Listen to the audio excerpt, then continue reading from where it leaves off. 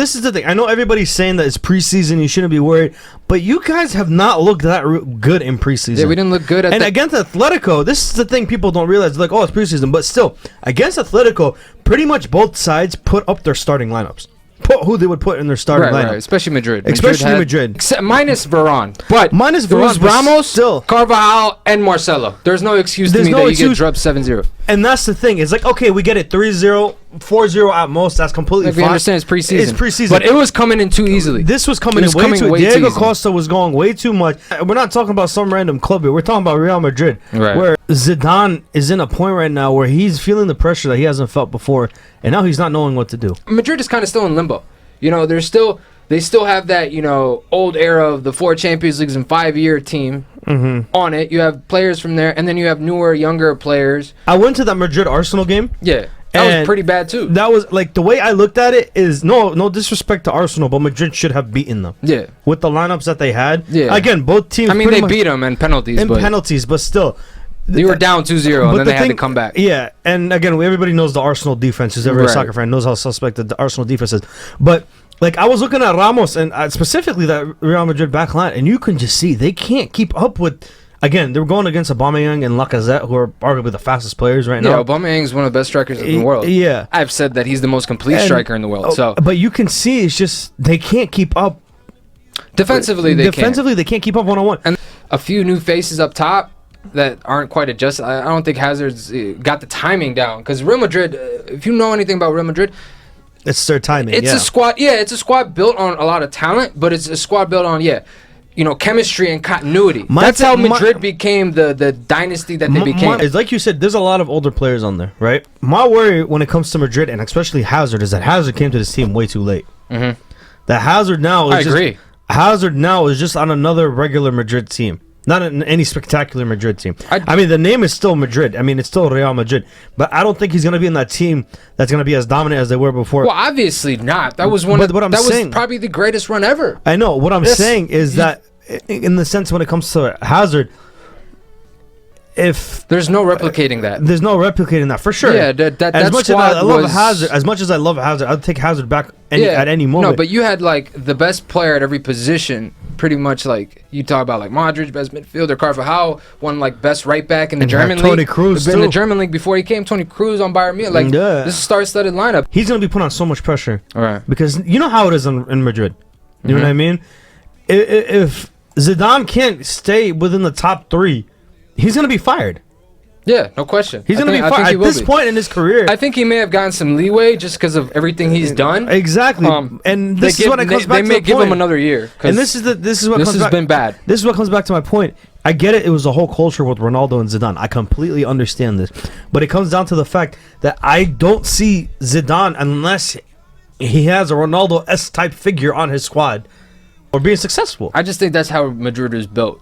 And you relied so much on one player that you can't just go in, like when Ronaldo left, you can't just like not buy any players. You have to replace 50 goals somehow. 100%. You can't tell me. And the problem is you can't tell me. Madrid didn't do we're that. just gonna let Bale and Benzema are just gonna score more. They probably scored 30 together. No, they hurt too. Bale was hurt too. But what I'm saying, at their best, they'll probably score 30. Yeah, together. but at top of that, Benzema's not what he was. Benzema was only good because he had the players around him. No, I'm saying this for that. No, that's a hoax, bro. No. On France, he was the man. When he was the starting striker on the French national team, he was the man on a squad full of stars. Okay, he's the one that stood out the most. Okay, don't get me started about Benzema. But Benzema right now, I'll give you that. Benzema right now sucks. Like there's so many times like he's in front of goal that he just misses tap-ins. Like I'm at that point because you know Benzema's like my favorite player in the world. I don't want him at Chelsea. So like I can't deal with Benzema anymore. Like even coming off the bench, like Jovic, he looked bad in that preseason. He's still getting acclimated.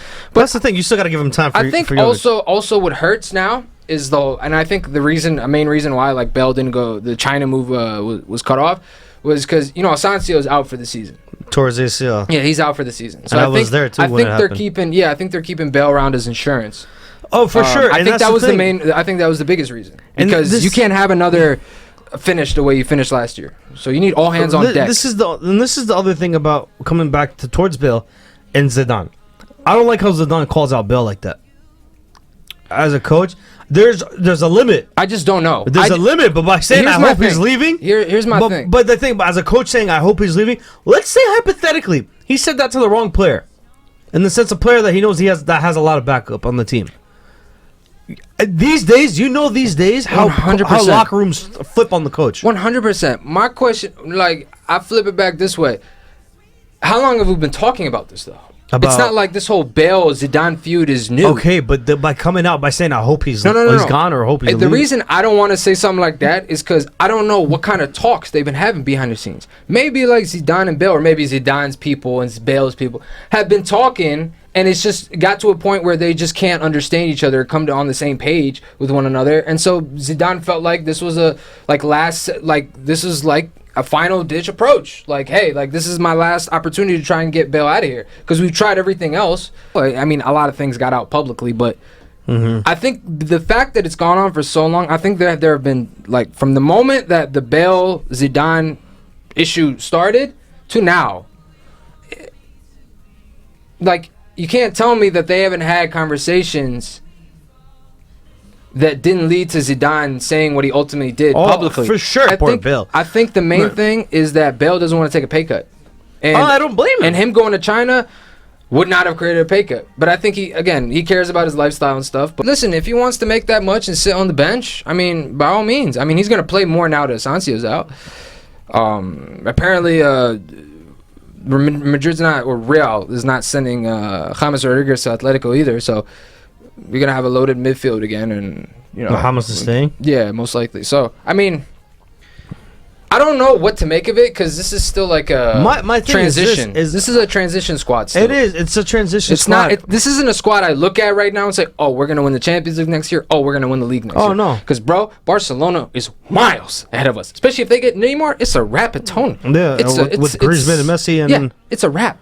Yeah. My thing is this. The biggest worry for me with Madrid is Hazard, and not in the sense of Hazard being on Madrid, or not in the sense of Madrid having Hazard, in the sense of Hazard being on Madrid.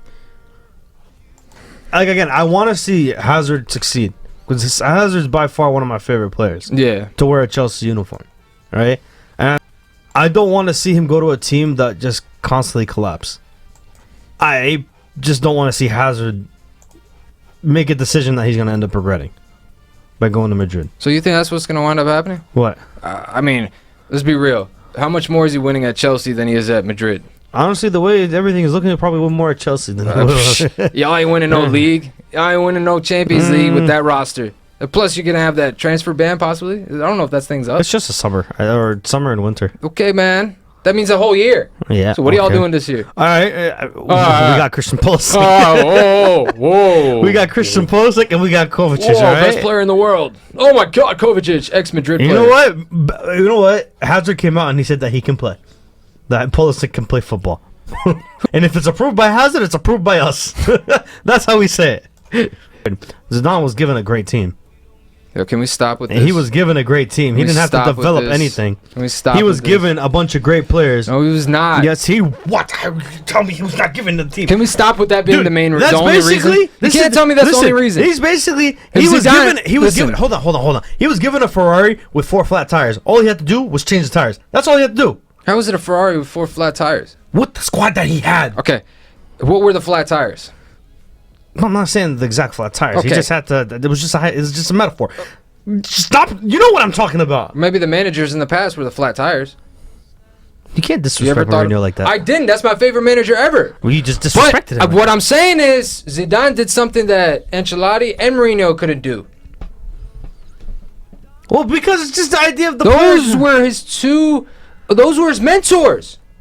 Those were his two mentors. So he took off. So basically, everything he learned, on top of everything he did in the academy and the young players he groomed that obviously went up to the senior team, you can't tell me that other great managers who have had the roster and been in the position that he's been in couldn't do what he did, and you can't tell me it's just because of their squad. I can't take that, man.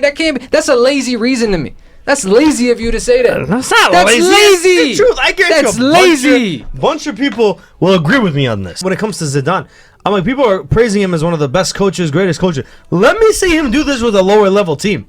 Let me see him develop. All right. Let me see him develop a lower level team. He's developed players that produced at Madrid. Like at Madrid. Asensio and Lucas Vazquez. But they were not stars. They aren't stars.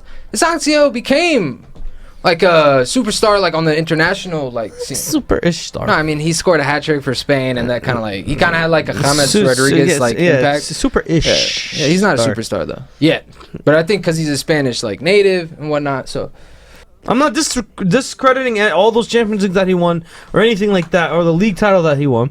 I'm just saying I want to see him do it on a lower level team where there's not that many superstars on one team. Right. You know what I mean? Yeah. It's the same thing with me and Pep.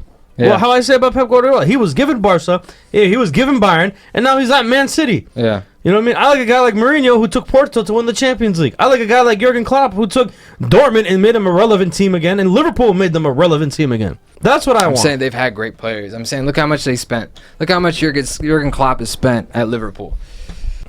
But still, it's different though. I'm talking about Mourinho spends a lot too. Every stop, pretty much.